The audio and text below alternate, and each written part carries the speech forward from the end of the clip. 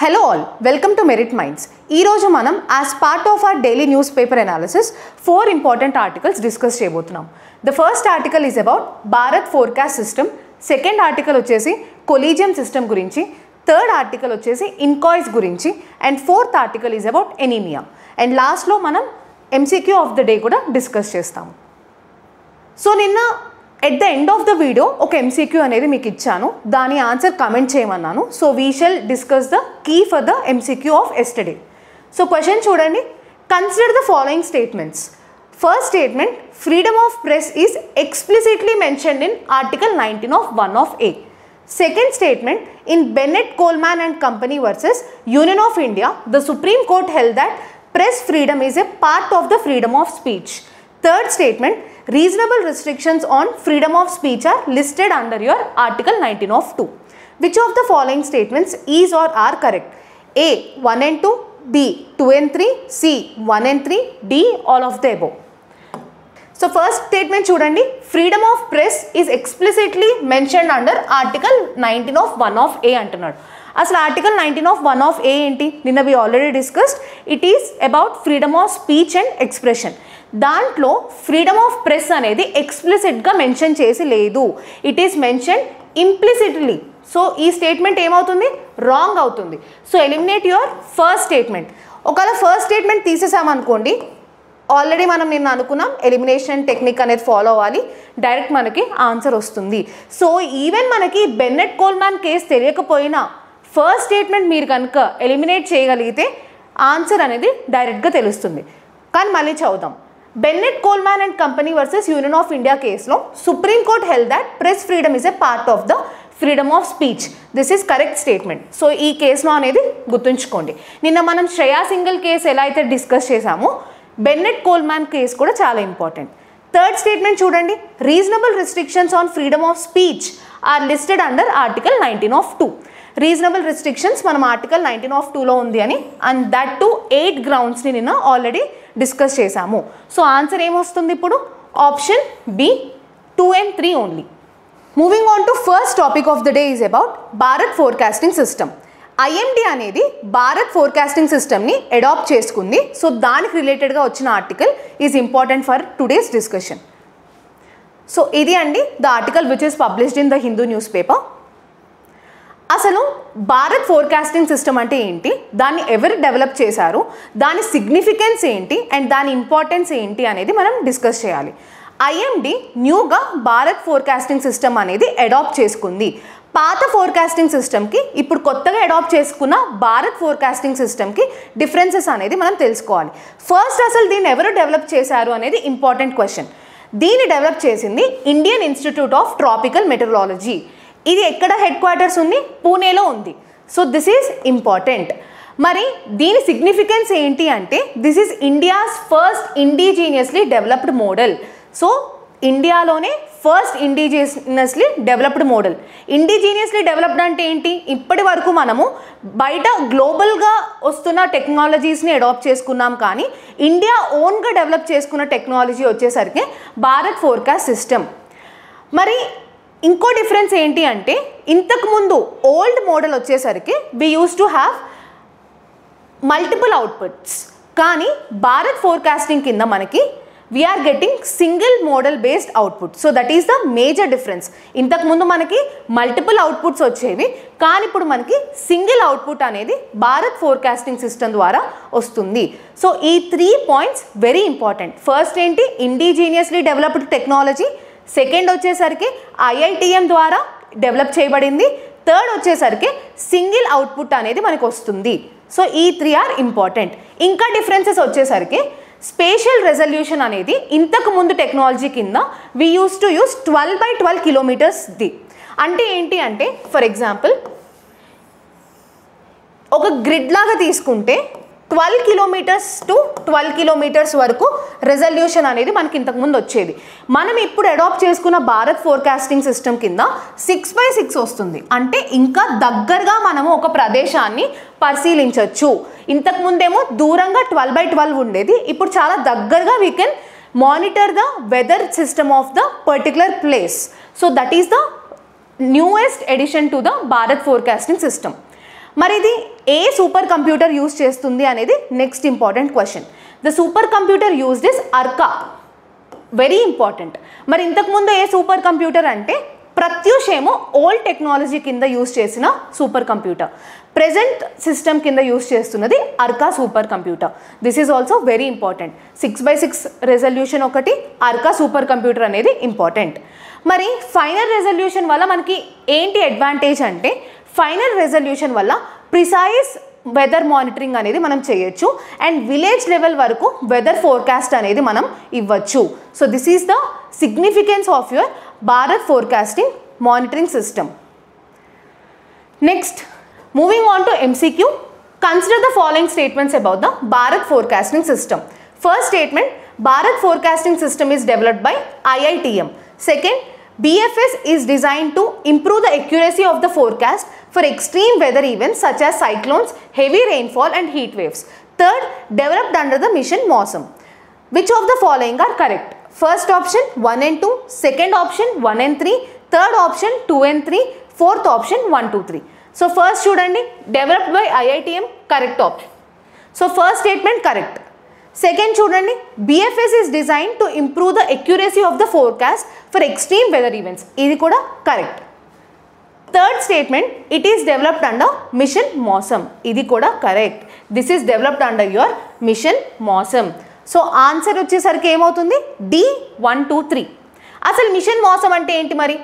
Machine MOSM అనేది India's weather and climate related సైన్స్ని, research and services in weather related ఈవెంట్స్కి సంబంధించిన mission. So దీన్ని ఎందుకు మనం ఇంట్రడ్యూస్ చేశాము అంటే, weather forecasting and weather related సైన్స్ని ఇంప్రూవైజ్ చేయడం కోసం ఇంప్లిమెంట్ చేసిన మిషనే మిషన్ MOSM. నా మిషన్ MOSM కిందే మనం BFS అనేది డెవలప్ చేశాము. So very important mission. Moving on to second topic of the day is about collegium system. ఎందుకు ఈ కొలీజియం సిస్టమ్ టాపిక్ న్యూస్లో ఉంది అంటే, because of this article. Supreme court collegium recommends 3 judges to top court. మరి ఎలా recommendation జరుగుతుంది, ఎలా appointment జరుగుతుంది అనేది మనం స్టాటిక్ పార్ట్ని ఒకసారి రివైజ్ చేసుకుందాం. సో అసలు కొలీజియం సిస్టమ్ అనేది కాన్స్టిట్యూషన్లో ఉందా అనేది ఫస్ట్ క్వశ్చన్. కాన్స్టిట్యూషన్లో కొలీజియం సిస్టమ్ గురించి ఎక్కడా కూడా మెన్షన్ చేయబడలేదు. కొలీజియం సిస్టమ్ అనేది జడ్జెస్ కేస్ ద్వారా ఎవాల్వ్ అయిన సిస్టమ్ ఇన్ ఆర్ ఇండియా. ఆ జడ్జెస్ కేస్ అనేది కూడా మనం డిస్కస్ చేద్దాము. కానీ collegium system is not mentioned in constitution, ఇది గుర్తుంచుకోవాలి. ఇంకొకటి వచ్చేసరికి అసలు కొలీజియం సిస్టమ్ అంటే ఏంటి అనేది నెక్స్ట్ క్వశ్చన్. కొలీజియం సిస్టమ్ ఏంటి అంటే, కొలీజియం సిస్టంలో చీఫ్ జస్టిస్ ఆఫ్ ఇండియాతో పాటు 4 సీనియర్ మోస్ట్ జడ్జెస్ ఉంటారు. వీళ్ళు కలిసి నెక్స్ట్ సుప్రీంకోర్టుకి ఏ జడ్జెస్ని అపాయింట్ చేయాలి అనేది వాళ్ళు కొందరు నేమ్స్ అనేది లిస్ట్ డౌన్ చేస్తారు. ఆ లిస్ట్ని మనం ప్రెసిడెంట్కి పంపుతాం. ప్రెసిడెంట్ ఆ లిస్ట్ని కన్సిడర్ చేసుకొని పంపిన నేమ్స్లో నుంచి జడ్జెస్ని సుప్రీంకోర్టుకి అపాయింట్ చేస్తారు. So this is the procedure. First collegium ఉంటుంది. కొలీజియంలో ఎవరెవరు ఉంటారు? Chief justice of India along with 4 top senior most judges ఉంటారు. వాళ్ళందరూ కలిసి కొందరు నేమ్స్ని లిస్ట్ డౌన్ చేస్తారు. ఎవరివి ఆ నేమ్స్ అంటే, the candidates who are to be appointed as Supreme Court judges. ఆ లిస్ట్ని ప్రెసిడెంట్కి పంపుతారు. President will consider the names given in the list. So this is the process of appointment of Supreme Court judges. మరి ఒకవేళ గవర్నమెంట్కి కనుక పంపిన లిస్ట్లో ఉన్న నేమ్స్ కనుక నచ్చకపోతే ఏంటి? If government doesn't like any of the name, మళ్ళీ ఆ లిస్ట్ని బ్యాక్ టు ద కొలీజియం పంపుతుంది. కొలీజియం కనుక మళ్ళీ అదే లిస్ట్ కనుక ప్రెసిడెంట్కి పంపితే, president has to abide by the decision given by the collegium. So the government can also raise objection and seek clarification regarding the collegium's choice. But if the collegium reiterates the same names, the government is bound to appoint them as judges of Supreme Court. గుర్తుంచుకోండి, ఇది very important point. మరి collegium system కాన్స్టిట్యూషన్లో లేదు అంటున్నాం. మరి ఎలా evolve అయింది ఇండియాలో అనేది విల్ సీ. సో అసలు దానికంటే ముందు judges of the supreme court A article కింద అపాయింట్ అవుతారు అంటే, ఆర్టికల్ 124 ఆఫ్ 2 కింద జడ్జెస్ ఆఫ్ సుప్రీం కోర్ట్ అనేది మనం అపాయింట్ చేస్తాము. ఒకసారి చదవండి. Supreme Court judges should be appointed by whom? By president. Remember this. ఎవరు అపాయింట్ చేస్తున్నారు? ప్రెసిడెంట్ అపాయింట్ చేస్తున్నారు. After consultation with such judges of High Court and the Supreme Court as the President may deem necessary. So ఈ కన్సల్టేషన్నే మనం collegium system అంటున్నాము. Collegium system కింద ఎవరు ఉంటారు అనుకుంటున్నాం? మళ్ళీ CJI plus 4 senior most judges. Remember this. So this is your collegium. ఈ consultation అనే వర్డ్ నుంచి డిరైవ్ అయిందే కొలీజియం సిస్టమ్. ఫస్ట్ చూడండి, ఫస్ట్ జడ్జెస్ కేస్ అంటే SP Gupta versus union of India case. దాంట్లో సుప్రీంకోర్టు ఏం చెప్పింది అంటే కన్సల్టేషన్ అని ఆర్టికల్ 124(2) కింద ఉన్న వర్డ్ ఆ కన్సల్టేషన్ మీద ఇంటర్ప్రిటేషన్ అనేది ఇచ్చింది. ఏమని చెప్పింది అంటే consultation process of appointing judges does not require concurrence. అంటే ప్రెసిడెంట్ ఇంకా కన్సల్టేషన్ ఆఫ్ CJI ఇద్దరి ఒపీనియన్స్ కన్కరెన్స్ అవసరం లేదు, అంటే ఇద్దరు ఒకటే చెప్పాల్సిన అవసరం లేదు అని ఫస్ట్ జడ్జెస్ కేసులో చెప్పింది. And instead only involves the exchange of views. అంటే ప్రెసిడెంట్ CJI జస్ట్ ఊరికి మాట్లాడుకుంటారు కానీ CJI చెప్పిందే ప్రెసిడెంట్ వినాలి అని లేదు అని చెప్పి ఫస్ట్ జడ్జెస్ కేసులో చెప్పింది. మరి సెకండ్ జడ్జెస్ కేసులో ఏం చెప్పింది supreme court? In your supreme court advocates on record association versus union of India 1993, ఈ కేసునే మనం సెకండ్ జడ్జెస్ కేసు అంటాము. దీంట్లో ఏం చెప్పింది అంటే సుప్రీంకోర్టు ఫస్ట్ జడ్జెస్ కేసులో ఇచ్చిన అంటే ఎస్పీ గుప్తా కేసులో ఇచ్చిన జడ్జిమెంట్ని రివర్స్ చేసింది. ఏం చెప్పింది రివర్స్ చేసి? Definition of consultation mean concurrence అని చెప్పింది. అంటే ఇక్కడ ఏం చెప్పింది? డస్ నాట్ మీన్ కంకరెన్స్ అని చెప్పింది. అంటే ప్రెసిడెంట్ CJI ఒకటే మాట మీద ఉండాలని అవసరం లేదు అని చెప్పింది. కానీ ఇక్కడ ఏం చెప్పింది? కన్సల్టేషన్ మీన్స్ కంకరెన్స్ అని చెప్పింది. దాంతోపాటు ఏం చెప్పింది అంటే advice tendered by CJI in regard to appointment of judges to the Supreme Court is binding on President అని చెప్పింది. అంటే ఏదైతే డెసిషన్ ఆర్ ఏదైతే అడ్వైస్ CJI ఇస్తారో that is binding on the president అని కూడా చెప్పింది.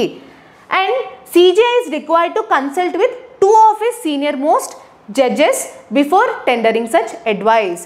So CJI అంటే ఓన్లీ చీఫ్ జస్టిస్ ఆఫ్ ఇండియానే కాదు, అలాంగ్ విత్ CJI ఇంకా 2 సీనియర్ మోస్ట్ జడ్జెస్ని కూడా కన్సల్ట్ అవ్వాలి అని చెప్పింది. సో ఇక్కడ ఎవాల్వ్ అయ్యిందే is your collegium system. Second judges కేసులో ఏం చెప్పిందండి? కాన్కరెన్స్ అంటే ప్రెసిడెంట్ అండ్ CJI ఇద్దరూ కూడా సేమ్ డెసిషన్ మీద ఉండాలి. అండ్ CJI అంటే ఓన్లీ CJI కాదు, CJI plus 2 senior most judges అని చెప్పింది. అండ్ ఏదైతే డెసిషన్ కొలీజియం ఇస్తుందో that is binding on the president అని చెప్పింది. These 3 points are important under your second judges case. మరి థర్డ్ జడ్జెస్ కేస్ కింద ఏం చెప్పింది? Supreme Court stated that consultation process to be adopted by the CJI requires consultation of plurality of judges. Plurality of judges అనేది చెప్పింది. అంటే instead of 2 judges 4 senior most జడ్జెస్ని consult అవ్వాలి అని చెప్పింది. So this is under your third judges case. అంటే CJI plus 4 senior most judges అనేది ఉండాలి కొలీజియంలో అని చెప్పింది. థర్డ్ జడ్జెస్ కేస్ కింద చెప్పింది. మరి ఫోర్త్ జడ్జెస్ కేస్ ఏంటి?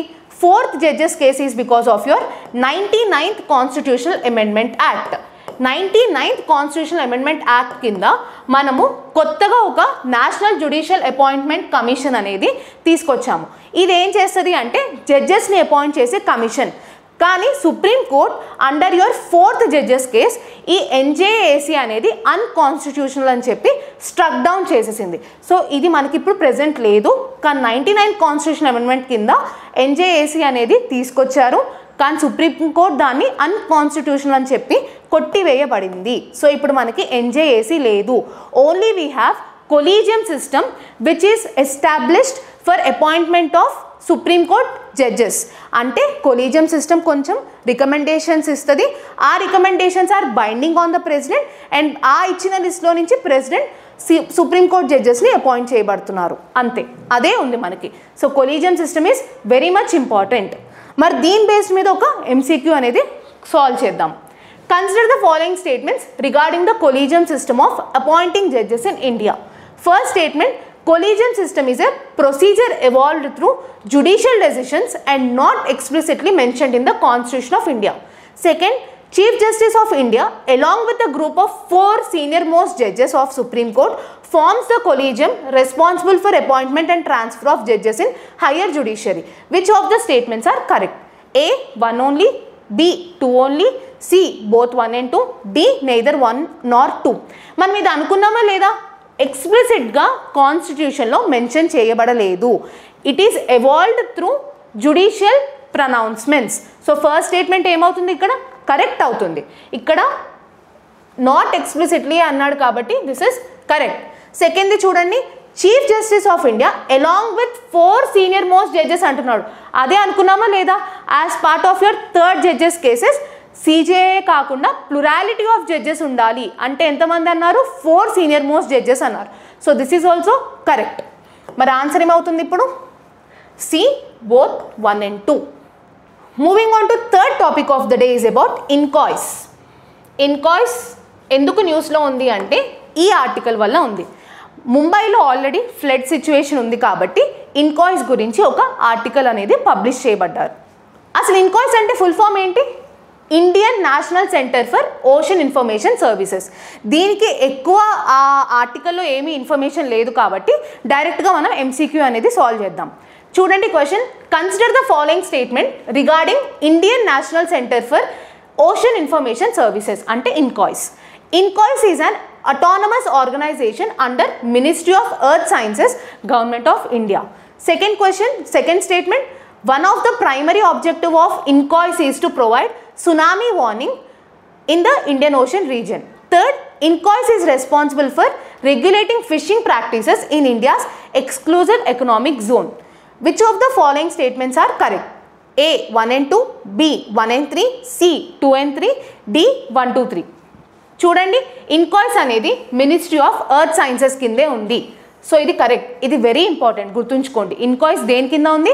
Ministry of earth sciences. మరి IMD ఏ మినిస్ట్రీ కింద ఉంది అనేది please comment it down. IMD A ministry కింద ఉంది అనేది కమెంట్ ఇట్ డౌన్. ఇన్కాయిస్ అయితే ఎక్కడుంది? మినిస్ట్రీ ఆఫ్ ఎర్త్ సైన్సెస్ కింద ఉంది. One of the primary objective is to provide early warning services. ఇది కరెక్ట్, సునామీ ఎర్లీ వార్నింగ్ సిస్టమ్కి హెల్ప్ చేసేదే ఇన్కాయిస్. థర్డ్ చూడండి, INCOIS is responsible for regulating fishing practices అంట. ఫిషింగ్ ప్రాక్టీసెస్ కాదు, కావాలంటే ఫిషర్మెన్కి రిక్వైర్డ్ ఇన్ఫర్మేషన్ ప్రొవైడ్ చేస్తుంది కానీ ఫిషింగ్ ప్రాక్టీసెస్ కాదండి. సో థర్డ్ స్టేట్మెంట్ తీసేయండి, ఆటోమేటిక్గా ఆన్సర్ ఏమవుతుంది ఇప్పుడు? A. 1 and 2. Moving on to next topic, anaemia. ఎందుకు డిస్కస్ చేస్తున్నాము అంటే హిందూలో ఎడిటోరియల్ సెక్షన్లో we have a article manage anaemia before pregnancy. అసలు ఎనీమియా అంటే ఏంటి, ఇండియాలో తీసుకున్న ఇనిషియేటివ్స్ ఏంటి అనేది డిస్కస్ చేయాలి. ఎనీమియా అంటే ఏంటి? It is a medical condition.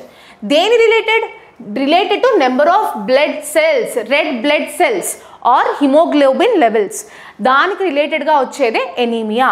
Required haemoglobin levels కానీ ఆర్ రిక్వైర్డ్ RBC కానీ మన బాడీలో లేకపోతే దాన్ని ఎనీమియా అంటాము. అంటే బిలో నార్మల్ ఉన్న వాళ్ళందరూ కూడా ఎనీమిక్ అవుతారు.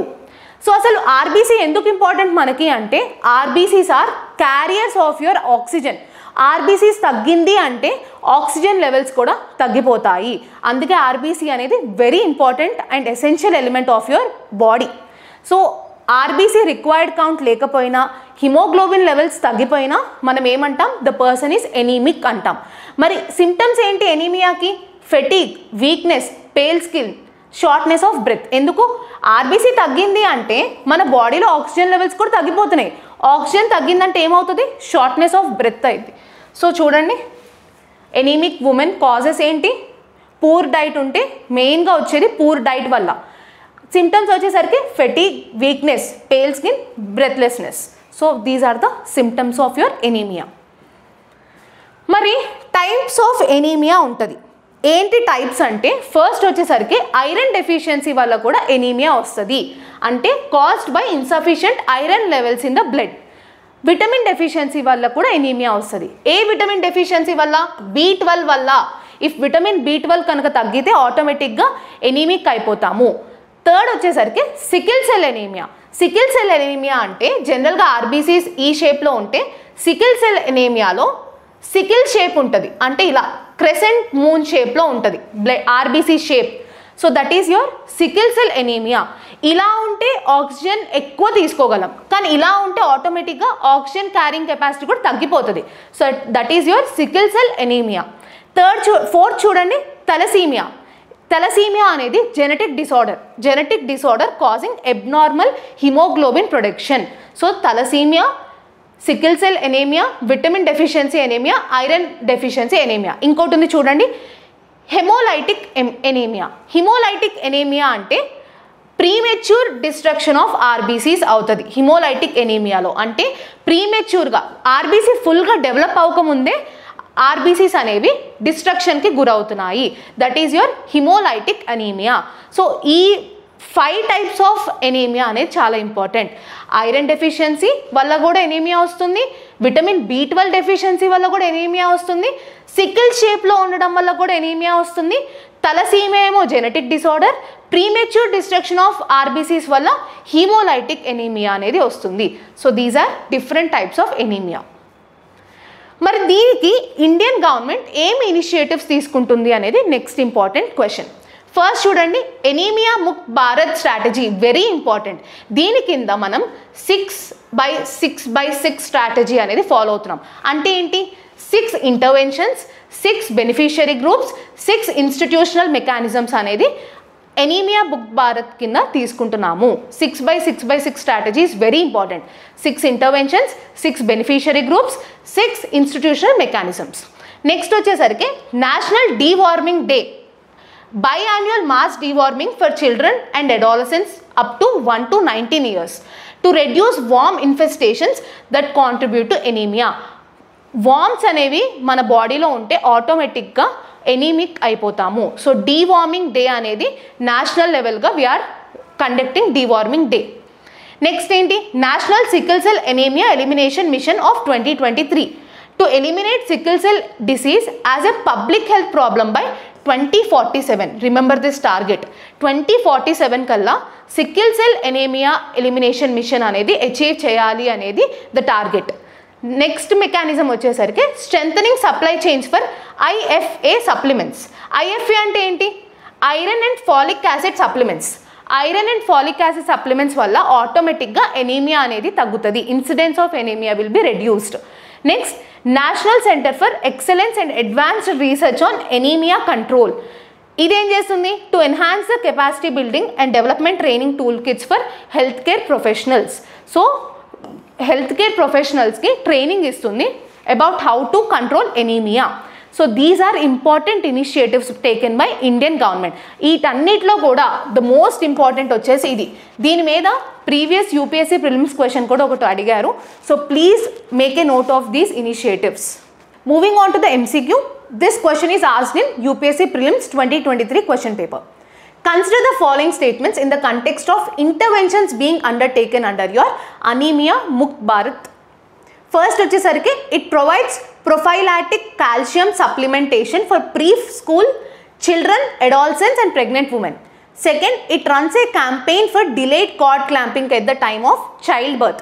Third, it provides for periodic deworming to children and adolescents. Fourth, it addresses non-nutritional causes of anemia in endemic pockets with special focus on malaria and fluorosis. How many of the statements given above are correct? First, only 1, B, only 2, C, only 3, D, all 4. First చూడండి, ఇది ప్రోఫైలాటిక్ కాల్షియమా? కాదు. Iron supplement and folic acid supplements ఇవ్వాలి, కానీ calcium ఎందుకు? Iron and phallic acids supplements are required for fighting against anemia. Calcium కాదు. So first statement తీసేయండి. Second చూడండి, it runs A campaign for delayed card clamping at the time of child birth. ఇది కూడా కరెక్టే. Third, provides for periodic deworming. Already మనం అనుకున్నాము, deworming వల్ల ఆటోమేటిక్గా ఎనీమియా అనేది దూరం అయింది. నెక్స్ట్ ఏంటి? Non nutritional causes of anaemia మీద కూడా కాన్సన్ట్రేట్ చేస్తున్నారంట. అంటే ఏంటి? ఏ ఏరియాస్ అయితే ఎక్కువ malaria incidents or fluorosis incidents ఉందో దాని దగ్గర నాన్ న్యూట్రిషనల్ కాజెస్ మీద కూడా కాన్సన్ట్రేట్ చేస్తున్నారు. అవును, ఇది కూడా కరెక్టే. So 1, 2, 3 statements correct. First statement is wrong. So answer ఏమవ్వాలి? ఓన్లీ 3 అవ్వాలి. సో చూడండి explanation. Prophylactic iron and folic acid, not calcium. అదే మనం ఇందాక డిస్కస్ చేసాం. Moving on to MCQ of the day. Consider the following statements regarding Rohingya community. First statement, Rohingyas are predominantly Muslim ethnic minority originally from Rakhine state of Myanmar. Second, United Nations has described the persecution of Rohingyas in Myanmar as a potential act of ethnic cleansing. Third వచ్చేసి Rohingyas are recognized as citizens under 1982 citizenship law of Myanmar. Which of the following statement is or are correct? 1 and 2 only, 1 and 3 only, 2 and 3 only, 1, 2, 3. Please comment the answer in the comment section. రేపు మనం మన అనాలిసిస్లో పాటుగా first ఈ MCQ అనేది solve చేద్దాము. మరి ఈ MCQ మనకి ఎందుకు ఇంపార్టెంట్ అంటే ఈరోజు హిందూ ఫ్రంట్ పేజ్లో రోహింగ్యాస్ గురించి ఇచ్చారు. రోహింగ్యాస్ అసలు ఎక్కడున్నారు అంటే Rakhine స్టేట్ ఆఫ్ మయన్మార్లో ఉన్నారు. See this map, this is Myanmar. Rakhine state of మయన్మార్లో ఉన్నారు. ఈ సిత్వే పోర్ట్ అనేది మయన్మార్లో ఉంది. ఇది ఎందుకు ఇంపార్టెంట్ అంటే కలాదాన్ మల్టీమోడ్ ప్రాజెక్ట్కి regarding Sittwe is very important. మరి రోహింగ్యాస్ అందరూ కూడా బంగ్లాదేశ్కి షిఫ్ట్ అవుతున్నారు, అంటే మైగ్రేట్ అవుతున్నారు. మైగ్రేట్ అయ్యి ఎక్కడ ఉంటున్నారు అంటే మోస్ట్లీ కాక్స్ బజార్ ఆఫ్ బంగ్లాదేశ్లో సెటిల్ డౌన్ అవుతున్నారు. So Cox's Bazar, Rakhine state of Myanmar, Sittwe port అనేది please make a note in your notes, రాసుకోండి under your places in news. ఈ 3 చాలా important as part of your Rohingyas discussion. So that's all for today's news analysis. రేపు మళ్ళీ కొత్త video కొత్త టాపిక్స్తో కలుద్దాం. Till then happy learning.